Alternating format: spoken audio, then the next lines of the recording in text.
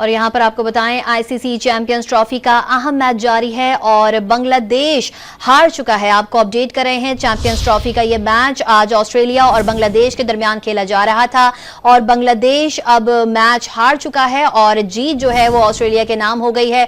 इस वक्त आप ये मनाजिर डॉन न्यूज की स्क्रीन पर देख रहे हैं। न्यूजीलैंड और बांग्लादेश के दरमियान ये मैच था और बांग्लादेश ये मैच हार चुका है। न्यूजीलैंड जीत जो है वो न्यूजीलैंड के सर सज चुकी है और न्यूजीलैंड अब आगे जाएगा। आपको बता रहे हैं आईसीसी चैंपियंस ट्रॉफी के मैच में न्यूजीलैंड ने बांग्लादेश को शिकस्त दे दी है। न्यूजीलैंड की इस जीत के साथ पाकिस्तान का मेगा इवेंट में सफर भी बाज़ाब्ता तौर पर अब खत्म हो चुका है और सेमीफाइनल में रसाई की तमाम उम्मीदें भी दम तोड़ गई हैं। बांग्लादेश भी नॉक आउट हो चुका है और भारत के साथ न्यूजीलैंड ने भी सेमीफाइनल के लिए क्वालिफाई कर लिया है। पाकिस्तान की जो उम्मीदें थी कि शायद पाकिस्तान सेमीफाइनल तक रसाई कर जाएगा, अब वो उम्मीदें भी दम तोड़ चुकी हैं और बांग्लादेश के साथ साथ जो है अब पाकिस्तान जो है वो सेमीफाइनल की रेस के दौर से बाहर हो चुका है। अब्दुल गफ्फार इस वक्त हमारे साथ मौजूद है। अब्दुल गफ्फार, पाकिस्तान की जो उम्मीदें बची कुछ उम्मीदें जो रह गई थी अब वो भी दम तोड़ चुकी हैं।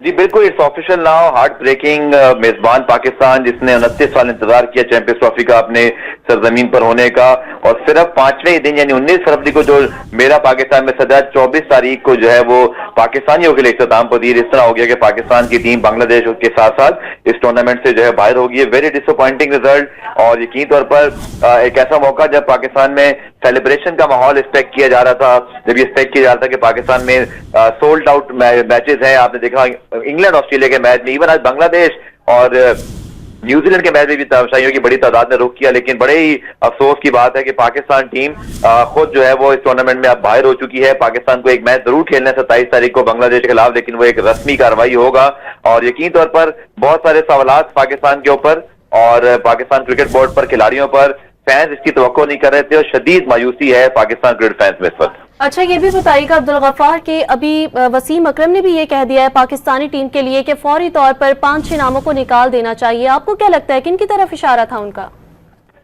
देखिए, पाकिस्तान के 5-6 खिलाड़ी वही हो सकते हैं जिनकी टीम में जगह है, बाकी उनकी तो जगह है नहीं है। जो 4-5 आपके मेजर खिलाड़ी इसमें शाहीन है, हारिस है, नसीम है, बाबर है, रिजवान है, ये 1-2, बाकी तो सब यंग लड़के हैं जिनको कभी चांस मिलता है कभी नहीं मिलता। लेकिन बहरहाल देखना ये होगा कि पाकिस्तान क्रिकेट बोर्ड में खुद क्या तब्दीली होती है, क्योंकि फैसले तो पाकिस्तान क्रिकेट बोर्ड ही लेता है ना, उनकी मैनेजमेंट लेती है।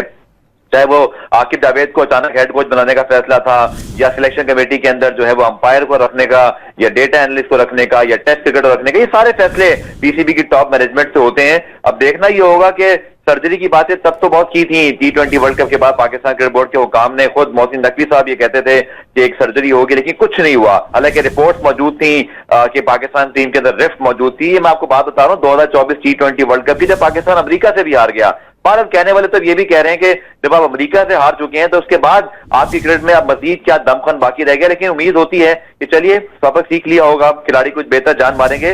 लेकिन अफसोस इस बात का कि ना सिर्फ मेजबान पाकिस्तान बाहर हुआ, बल्कि लोगों को यह भी शिकवा है कि ना तो सिलेक्शन अच्छी थी, ना किसी बड़ी टीम ने आपको आउट क्लास किया।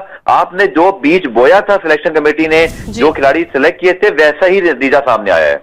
बिल्कुल अब्दुल गफ्फार, चैंपियंस ट्रॉफी के छठे मैच में न्यूजीलैंड ने बांग्लादेश को 5 विकेटों से शिकस्त देकर पाकिस्तान की सेमीफाइनल में जाने की रही सही उम्मीदों पर भी पानी फेर दिया है। हमारे साथ sports anchor person Abdul Gaffar मौजूद थे, आपका बहुत शुक्रिया।